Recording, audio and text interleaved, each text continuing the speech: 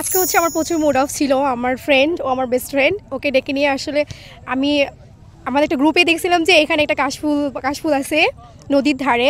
তো ওখানকার ভিডিও দেখে ছবি দেখে আমার অনেক ভালো লাগছে। তো আমি আমার ফ্রেন্ডে বলছি যে একটু ঘুরতে আসি। তারপর ও আর আমি আসলাম।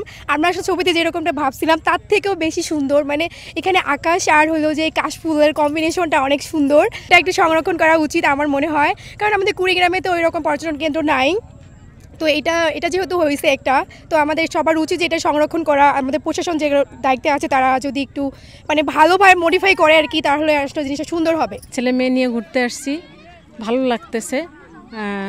পুরা এইটাই সাদা, উপরেও সাদা, খুবই ভালো লাগছে। এখানে মনে করো যখন চৈত্র মাস শেষ হয়ে যায়, বৈশাখ মাসে বৃষ্টি বাদল যখন বেশি হয়, এই সময় কাশবন তখন চালু হয়ে যায়।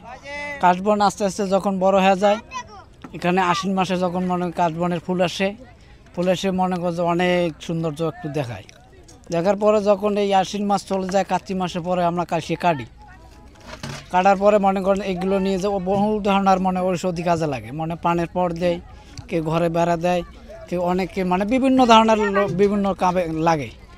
তখন এলে কাটি নেওয়া হয়, আমরা গরু ছাগল ভেড়া যা আছে সবগুলো মনে সুন্দরভাবে আমরা পালতে পারি।